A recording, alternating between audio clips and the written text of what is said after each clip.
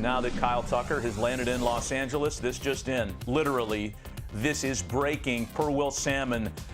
Bo Bichette to the Mets. A 3-year deal pending physical, according to Will's information. No details on money yet, but a 3-year deal is what's being reported now for Bichette going to the Mets. We had Bichette going everywhere but the Mets. No, we actually had him at the Mets. Remember the other day, Matt, we said what's going to happen with Marcus Semien, and they'd have to figure that out. Remember that conversation? Well, you had it, but I was firmly on the other camp. I said, no way this happens. You were on it all along, turns out. And I guess, Harold, the Tucker contract expedited this arrangement because the Mets had to do something, and they end up getting Bo Bichette. Well, it's a shocker because I thought he was going to Philly. You know, at the end of the day, I think we did that. The one thing that hits me immediately with these back-to-back announcements is, what is Toronto going to do? Because Bo's gone, and now all of a sudden they don't get Tucker. But I look at Toronto, and I say, yeah, but you got Ernie Clement coming on. You got Barger coming on. I think they look at their other options and said, these guys played so well in the postseason. It looks like they're turning the corner that they may have star players in their own fold. Now let's bring it back to the Mets and Kyle Tucker. You tell me where you want to go. The Mets and Kyle Tucker, I felt like that was the greatest need. Because they didn't get him, they pivot to Bo Bichette, which also fills an offensive need. This creates a pretty interesting infield dynamic, and you've already speculated on that. I felt like the team that needed the most between the Dodgers, the Mets, and the Blue Jays was the Mets. And now we have some money attached to it, Harold. Per John Heyman, 3 years at a total price tag of $126. Now, the fascinating third shoe in this equation is Cody Bellinger. Because as soon as I heard Tucker to the Dodgers, I thought, bad news for the Yankees, because now the Mets are going to come in way over the top on Bellinger. Now that the Mets have signed Bo Bichette, is that a little better landing now for the Yankees? Do they have a better path at retaining him, or are the Mets still in play for him as well? Well, I think what we're seeing, Matt, is a total dollar amount. Not years. Don't get caught up in that. Like the Tucker thing, I look at the 240. I don't look at the 60 million. I'm looking at the 4 years. I'm looking at the number 240. Bo Bichette is at 126. Does that tell me they cannot afford Cody Bellinger? No, it doesn't. I still think Bellinger's in play with the Mets. And it does put some pressure on the Yankees, but I still think Bellinger's in play. If you get Bo at 126, it's not 226. It's not 326. It's 126. I think you can still do that. And you brought this up, Matt, and I'll throw it back to you with this. Remember when we were talking about the combination of the pitchers? Would I rather have 3 pitchers or 1 guy? And I think the Mets can do a little combo here with Bo Bichette and Cody Bellinger. So you're saying perhaps, and we're not dollar for dollar here, but for the price of a Kyle Tucker, they might still be able to reel in not only Bo Bichette, who's reportedly signing there, but get their man in Cody Bellinger as well. If that's the case, then Mets fans have nothing to wring their hands about this being a poor offseason. But when you think about the fan favorites that have left, this is a team that has really, Harold, really changed its face. The trade with the Rangers is one part of it. Losing Edwin Diaz to the Dodgers, losing out on Kyle Tucker, losing Pete Alonso to the Orioles, the Mets are going to look a lot different in 2026. I tell you what, I like Bo Bichette with the Mets better than any place he went. So better than the guys that were out there, better than Bellinger, better than Tucker. He's a right-handed hitter who can stand behind Soto. I thought it fills the hole now for Pete Alonso. That was the biggest blow for the Mets, was Pete Alonso leaving, but he was right-handed, and he could protect Soto. I think Bo Bichette gives him that protection. So that's a big move for me in that front, if we're talking lineups and things like that. And real quick, back to the number. Now, I know people, how they think sometimes. So let me go back to what you were talking about. You got 240 with Tucker.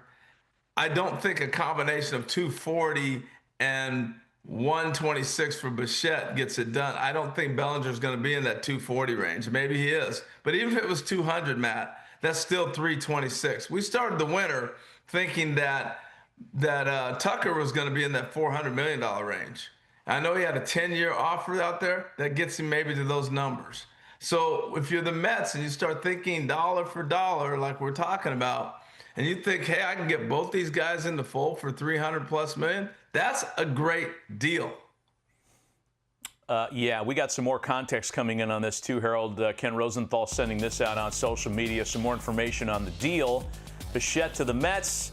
Will Salmon had it at 3 for 126, and Kenny adding no deferrals and opt-outs for him after years 1 and 2. We're almost guaranteed of that. I mean, every time we break news of a contract, we can assume opt-outs after years 1 and 2. We've joked in the past that there'll be opt-outs in future contracts after the first at-bat of a Tuesday.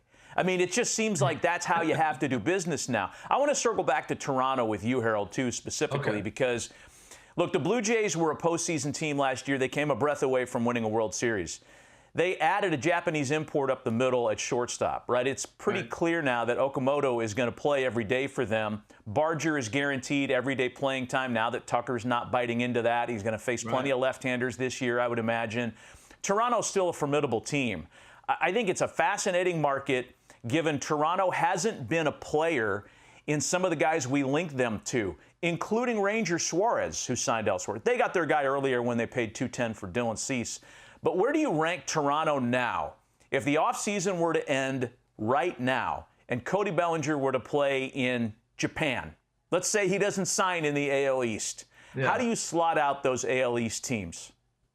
Well, I still think Toronto's, because of their pitching, because of what they're doing, is still kind of at the top of the heap. I love what Barger and Clement showed us. They're top big time big league players, and I think that they looked at that and saw that. I don't think they missed a beat. They made their move when they signed Vladdy at 500. I didn't think Bo was going back. Admirable the way Bo came back and performed in postseason, but they made their decision on Bo and Vladdy back when they decided to sign Vladdy Guerrero. And so now I think they made their decision when they saw the postseason that they've got two baseball rats in Barger and in Clement. Here's my last prediction for how the Mets are going to behave this offseason. And I'm not sure what happens with Cody Bellinger, because there seem to be a lot of things in play here. We know it's going to be a very lucrative deal. I still think, as they did on the first day of the offseason, that Framber Valdez lands there, because they can't be done yet. They did need to address starting pitching. And Framber's the biggest ticket still out there. You'd be led to believe that the Mets are still sitting on some resources. And if that were to happen, call this a really good offseason for the Mets, despite losing Alonso and Diaz. I would agree with you. And here's the thing, Matt. Who came out with the $50 million first for Tucker? The Mets, right? And the Dodgers said, no, we're going 60. Who did the Dodgers take from the Mets? Diaz. We can't discard the fact that the Mets and the Dodgers are going at it. And I think the Mets are going to spend what they need to spend to get back to where they need to get to. They've missed out on two guys the Dodgers snatched from them. They really didn't want Pete back. He ended up going to Baltimore. Had he been in the crosshairs of the Dodgers, he may be a Dodger. This is a battle between two titans right now.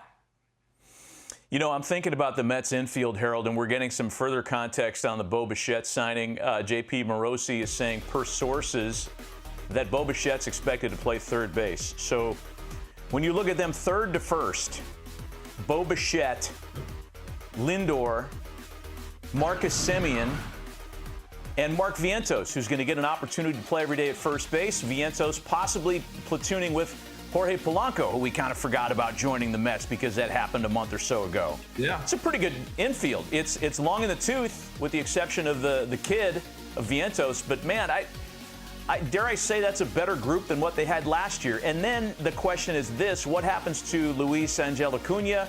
What happens to Brett Beatty? Two pretty good players that are all of a sudden pushed into platoon roles. Well, it's definitely getting better. And the one thing I was looking at when I was looking at that lineup, Lindor's versatile enough to hit third. or fourth or behind Soto. You know, you can put Marcus Semien up at the top, or he can protect people. You can move Bo around other than the 2 spot. So they've got guys that can really hit and make sure the guys around them are getting pitches to hit. I look at that. And when I use the word versatility, I didn't even talk about they're more athletic than they were a few months ago. So this may be a better team when it all shakes out and said and done. Before we go to a break, I want to ask you one question because we got Will Salmon coming on to join us. He broke this whole thing. For a player who's close to 30 in Bo Bichette, who has played his entire professional career at a shortstop position, he's played a little second base, I think, as an amateur, but he's never played third base since he signed his pro contract after he was drafted. Any concern for you with that moving forward?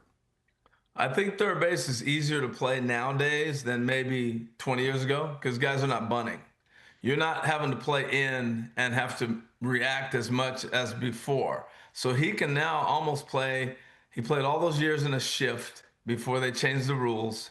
So he's almost playing a shift. So he's been on the left side of the infield. It will be an adjustment. Don't get me wrong. I'm not saying he's not going to have to go through some growing pains, but he's got arm strength because he can play shortstop, throw a ball from the hole. Now you're at third base stationary. He's got great reactions. I think he'll be a really good third baseman. And I don't think Bo agrees to this deal, knowing there are other options out there, if he doesn't think he can play third base. Great point. Great point. He's also got a great shortstop next to him. So maybe Frankie Lindor plays a step to his right in 2020.